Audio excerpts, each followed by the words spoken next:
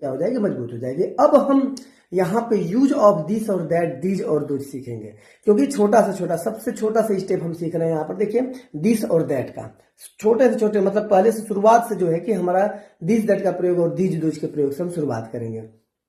तो इस चैप्टर में हम सबसे पहले आपको दिस दैट का प्रयोग सिखाएंगे और इस दिस दैट का प्रयोग करके कहाँ कहाँ होता है, जबकि दिस दैट का प्रयोग ये इंडिकेशन भी करता है हमारे किसी वस्तुओं की तरफ, दर्शाता है, बताता है। लेकिन हम इस टेंस में यूज ऑफ दिस दैट कहाँ प्रयोग होता है इसका देखेंगे, प्रयोग कैसा होता है यह और वह का। दिस और दैट का प्रयोग कहाँ होता है, कैसे होता है, यह चीज हम चलेंगे इस वीडियो में सीखेंगे। और यहाँ पर दिया कि दिस और यहाँ पर दिया है दैट। दिस का जो है कि नजदीक वस्तु के लिए दिस मीन्स यह होता है, दैट यहाँ पे दैट मीन्स वह होता है, तो ये दूर की वस्तु के लिए इसका प्रयोग किया जाता है। तो मेरे प्यारे बच्चों यहाँ पर जो है कि हम दिस और दैट का प्रयोग जो शुरुआत से सीख रहे हैं, दैट का जो प्रयोग होता है यहाँ पर दूर की वस्तु के लिए इंडिकेशन करता है। जैसे देखिए यहाँ पे एक बॉल दिया हुआ तो ये नजदीक है, और यहाँ पे घर एक दिया है, हाउस जिसको बोलते हैं, तो ये दूर है, ठीक है। तो यहाँ बेसिक से छोटे जो है कि स्टेप से हम यहाँ पर सीखेंगे किस तरह से इसका प्रयोग करते हैं। तो आइए पहचान देखते हैं। तो पहचान इसका यह और वह होता है, ठीक है। पहचान क्या होता है, यह और वह होता है। दिस मीन्स यह होता है और दैट मीन्स वह होता है। मतलब सेंटेंस में हम देखेंगे कि यह और वह आया हुआ, वह आया है, यह और वह आया है, तो ये पहचान दिस और दैट की। इसमें इट का भी प्रयोग होता है, लेकिन इट का प्रयोग हम अगले जो है कि ट्रांसलेशन में अगले जो है कि नियम से सीखेंगे। बट यहाँ पर यह और वह का हम पहचान सीखेंगे। तो यह और वह जो है कि जब सेंटेंस में आ जाएगा कि यह मेरी बुक है, यह मेरी पुस्तक है, ठीक है ना, यह मेरा किताब है, यह मेरी पेंसिल है, तो यह जो कि पहचान आपकी हो जाएगी। इसमें यह दिस और दैट का प्रयोग हुआ, तो इसके नियमों को हम क्या करेंगे, अच्छी तरह से देखेंगे और समझेंगे, ठीक है ना। यहाँ पे इसके नियमों को अच्छी तरह से देखेंगे और समझेंगे। और इसका हम चाहेंगे तो एक फेयर भी आप बना सकते हो, नोटबुक बना सकते हो, जिसपे आपको बहुत आगे चल के हेल्प करेगा, सहायता करेगा, ठीक है ना। तो यह और वह जो है कि ये क्या करते हैं, किसी वस्तु को निर्देश करते हैं दिखाने के लिए, ठीक है ना, कि यह और वह, यह जो है किसी नजदीक वस्तु के लिए इंडिकेट करता है और वह जो है किसी दूर वस्तु के लिए इंडिकेट करता है, ठीक है ना। अब आइडेंटिफिकेशन इसकी क्या पहचान क्या है, अंग्रेजी में देखेंगे तो दिस और दैट आ जाएगा, सेंटेंस अंग्रेजी में आ गया तो। अच्छा, इसकी हेल्पिंग वर्ब है, ध्यान से देखिएगा, हेल्पिंग वर्ब जो दिया है ये इज होता है। मीन्स दिस और दैट के साथ जब हम यहाँ पर ट्रांसलेशन करेंगे छोटे से छोटे का, तो वहां पर ये इज जो है कि हमारी सहायक क्रिया होगी। इन सब के साथ इज का ही प्रयोग करना है हमें, ठीक है। अब यहाँ पर जो कि पोसेसिव प्रोनाउन दिया है, पोसेसिव प्रोनाउन क्या होता है, जिसको अधिकारवाचक हम कहते हैं, अधिकारवाचक जो है कि सर्वनाम कहते हैं। तो ये हमें अधिकार बताता है, जैसे माई मेरा, आवर मीन्स हमारा, योर मीन्स तुम्हारा, हिज मतलब ये उसकी, हिज मतलब उसका, ये लड़के के लिए प्रयोग होगा, हर मतलब उसकी हो जाएगा, ये लड़के के लिए होगा, अस मीन्स हमारा, दे मीन्स उनका, ठीक है ना, हिम मतलब, ये जो जितने भी यहाँ प्रयोग है ये अधिकार सर्वनाम है, जिसका मतलब ये हमारा होता है मेरा, यदि आ गया हिंदी में, मेरी आ गया, मेरे आ गया, तुम्हारा आ गया, तुम्हारी आ गई, तुम्हारे आ गया, हमारा आ गया, हमारी आ गए, हाँ हमारे आ गए, उसका, उसकी, उसके, मुझे, मुझसे। तो मीन्स ये कहने का मतलब ये है कि ये जो आपको अधिकार वाचक सर्वनाम जब हिंदी में आता है सेंटेंस में, तो उस सेंटेंस को जब अंग्रेजी में हम ट्रांसलेशन करेंगे तो हम पोसेसिव, जो पॉजेसिव प्रोनाउन होता है, जैसे my, our, your, his, her, us, them, him, तो इनका प्रयोग हम ट्रांसलेशन करते समय करेंगे, जिससे कि हम सेंटेंस आसानी तरह से कर लें और समझ पाए। ये इंपॉर्टेंट पॉइंट सारा है, इंपॉर्टेंट पॉइंट को एकदम ध्यान देना है और ध्यान से समझते जाना है। कहते हैं ना कि कहते हैं कि आप यदि कोशिश करेंगे, कहते हैं कि ट्राई बट डोंट क्राई, मतलब ठीक है ना, कोशिश करो, कोशिश करते रहो, हार मत मानो, ठीक है ना। तो यहाँ पर जो दिया हुआ है, यहाँ पर जो है कि हमारा अधिकार वाचक जो सर्वनाम दिया हुआ है, तो उसको जो है कि हम अच्छी तरह से ध्यान देंगे कि जब ये हिंदी के सर्वनाम जितने आएंगे तो उसका जो है कि ट्रांसलेशन करते समय हम जो उसकी अंग्रेजी होती है उसको याद रखेंगे। अब यहाँ पे स्ट्रक्चर हम सीख लें, इसके फॉर्मूले के नियम को सीख लें कि किस तरह से इसका ट्रांसलेशन होता है। बहुत आसान तरीके से यहाँ पे दिया हुआ है, ठीक है ना। इसकी जो है कि आइडेंटिफिकेशन ऊपर दिस और दैट दे दिया है। फिर इसके बाद पॉजेसिव, ये हेल्पिंग वर्ब जो इज का प्रयोग करते हैं, ये याद रखिएगा, एक वचन या बहुवचन जब दिस और दैट का प्रयोग हुआ तो वहाँ पे इज का ही प्रयोग होना है। यहाँ पे जो स्ट्रक्चर आपको दिया है, जो नियम यहाँ पे दिया हुआ, तो नियम को हम अच्छी तरह से सीखेंगे और समझेंगे। और मेरे प्यारे बच्चों, ज़्यादा से ज़्यादा वीडियो को आप शेयर भी करिएगा, जो आपके दोस्तों और मित्रों को भी हेल्प इसका मिल पाए, उनको भी जो इसकी ज़रूरत रहती है। बट क्या है कि आपके माध्यम से ये चीज़ें उनके पास पहुंचती हैं, तो वो भी चीज़ देखकर ये समझ सकते हैं, ठीक है ना। तो यहाँ पर जो है कि इस तरह से आपका जो पहचान यहाँ पर सब दिया है, तो ये सारी चीज़ अच्छी तरह से आप एक नोट्स में तैयार कर लेंगे, क्योंकि जबकि इसको बनाने के लिए बहुत सारे जो है कि ज़्यादा रूल लिखना पड़ता है, लेकिन हम इसमें शॉर्ट तरीके से आपको बताए हैं। अच्छा, इसमें स्ट्रक्चर क्या है, पहले दिस दैट, पहले ट्रांसलेशन शुरुआत में हम दिस दैट का करेंगे, ठीक है ना। आप प्लस इसके बाद इज लगा देंगे, इज सबके साथ लगाना है, दिस और दैट के साथ इज यहाँ पर लगा देंगे। इसके बाद ए और एन का प्रयोग करेंगे। ए और एन का प्रयोग जो किया जाता है, जैसे एक वस्तु के लिए जब होता है प्रयोग, जैसे यह एक गाय है, ठीक है ना, यह एक पेंसिल है, तो इसमें क्या करेंगे हम कि जब इस तरह से एक पेंसिल है, एक की बात हो रही है, तो यहाँ पे ए और एन का प्रयोग करेंगे। इसमें नियम ए और एन का भी प्रयोग का है, तो ये मोस्टली ध्यान दीजिएगा कि जहाँ पर जो है कि यदि आपका एक की बात हो रही है और वो जो है कि वहाँ पर वॉवेल नहीं आता है, तो उसमें ए का प्रयोग करते हैं, और जो वर्ड वॉवेल से शुरुआत होता है उसके पहले एन का प्रयोग करेंगे, याद रखिएगा। इसके बाद यहाँ पे ऑब्जेक्ट दिया है, ऑब्जेक्ट का ट्रांसलेशन करेंगे। कॉम्प्लीमेंट इनके अलावा जो रहेगा तो देखें, तो यहाँ पहचान देखिए यह है, देखिए रेड कलर से आपको जो इंडिकेट हम कर रहे हैं, तो ये रेड कलर से जो इंडिकेट किया जा रहा है, तो क्या है, यह और वह, यह और वह जो है कि ये इसकी पहचान है, ठीक है ना। जब यह वह हिंदी में आ जाता है, तो ये समझिए कि यहाँ पर दिस और दैट का प्रयोग करना है, ठीक है। तो ये इसकी आइडेंटिफिकेशन है, ये इसकी पहचान है। अब यहाँ पर आइडेंटिफिकेशन इसकी अंग्रेजी में हम देख लेंगे, हिंदी में तो पहचान हमने देख ही लिया है कि यह और वह आने पर जो है कि पहचान इसका हो जाता है।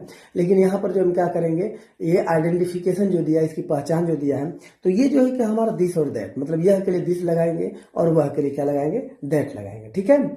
यह वह जो है कि यहाँ पर दिस जो है कि दिस मतलब यह होता है यह, और दैट मीन्स क्या होता है, वह होता है, ठीक है।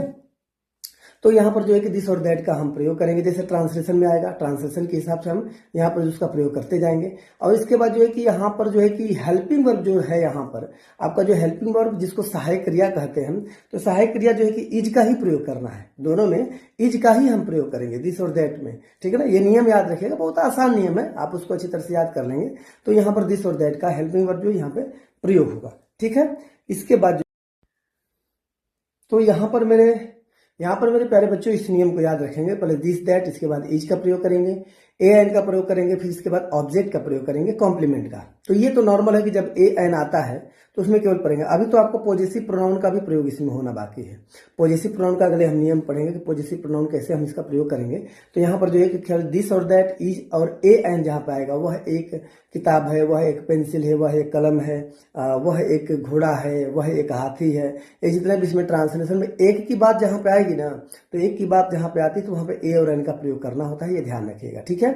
अब पॉजेसिव प्रोनाउन जहाँ पे आएगा, यह मेरी, तो यह तुम्हारी, वह उसकी, मतलब ये जहाँ पे आता है तो उसके लिए जो है कि हम क्या करेंगे, पॉजेसिव प्रोनाउन के लिए जैसे माई है, आवर है, यहाँ पर देखिए यहाँ पर दिया हुआ है, हिज है, ठीक है ना, अस है, देम है, हिम है, ये सारा पॉजेसिव प्रोनाउन है, जैसे आता है तो उसका प्रयोग यहाँ पे करते हैं, ठीक है ना। ये अधिकारवाचक जो सर्वनाम है, इसका प्रयोग के लिए उसकी अंग्रेजी भी है, आपको यहाँ पे लिखा हुआ है, ठीक है ना। मेरा, मेरी, मेरे के लिए जो है कि माई का इसमें प्रयोग होगा, याद रखिएगा।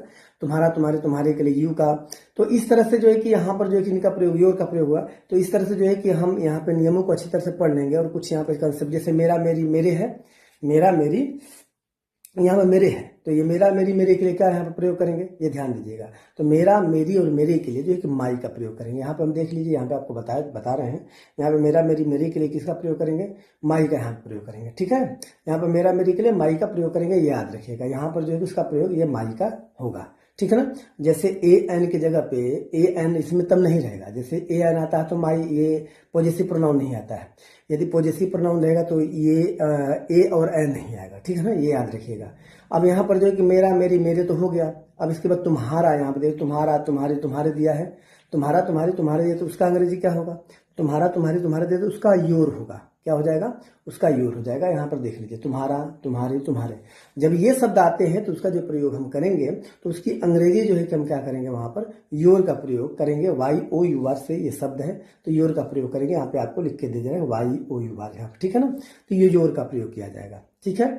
अब इसके बाद जो है कि अब हमारे पास जो कि हमारा, हमारी, हमारे आ रहा है, हमारा, हमारी, हमारे आ रहा है। ध्यान से देखिए कि हमारा, हमारी, हमारे हैं, मतलब तीनों की अंग्रेजी, जैसे तीन तीन शब्द जो यहाँ पे है, तो इनकी अंग्रेजी एक ही होगी, ठीक है ना, इनकी अंग्रेजी एक ही होगी, हमें ये याद रखना है।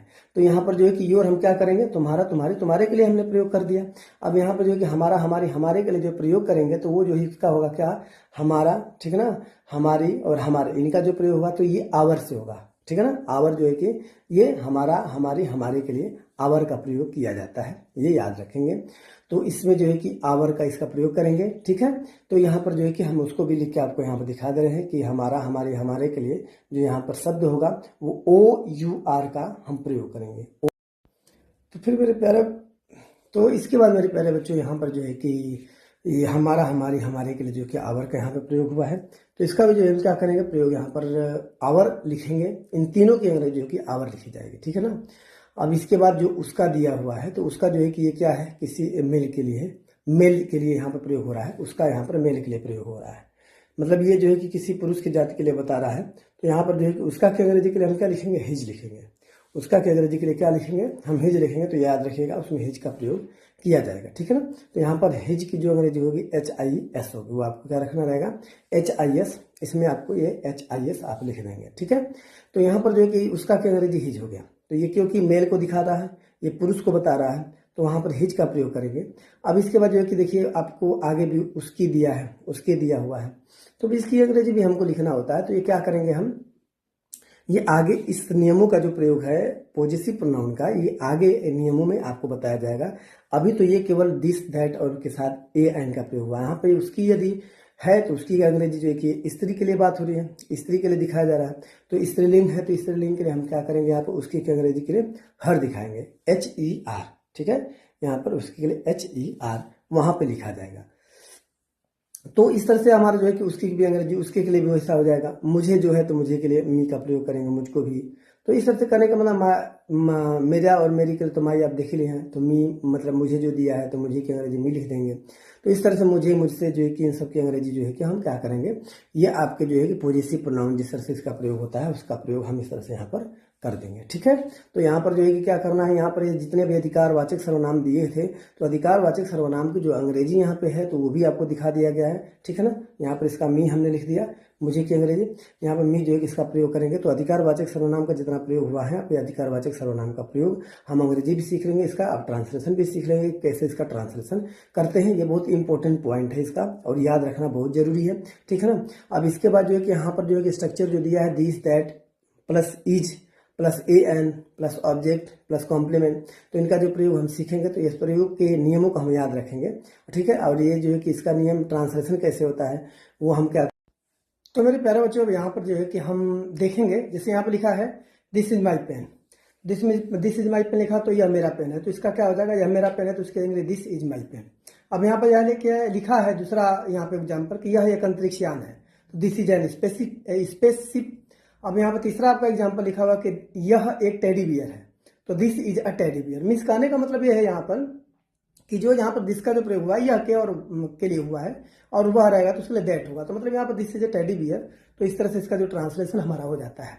तो यहाँ पर इस तरह से दिस और दैट का जो हम प्रयोग है यहाँ पर एक के लिए हम प्रयोग किए हैं, लेकिन अब जो हम सीखेंगे यहाँ पर, तो यहाँ पर दिस दैट के साथ जो पॉजेसिव प्रोनाउन आते हैं तो उसका ट्रांसलेशन कैसे करते हैं। तो यहाँ पर देखिए दिस दैट के साथ इज लगता है, फिर इसके बाद AN यदि हो तो लगाएंगे, नहीं तो इसके बाद पॉजेसिव प्रोनाउन जो हम इसमें प्रयोग किए हैं तो पॉजेसिव प्रोनाउन का प्रयोग करेंगे, जैसे मेरा मेरी तुम्हारा तुम्हारी हमारा हमारी, ठीक है ना, इनका प्रयोग हम करेंगे।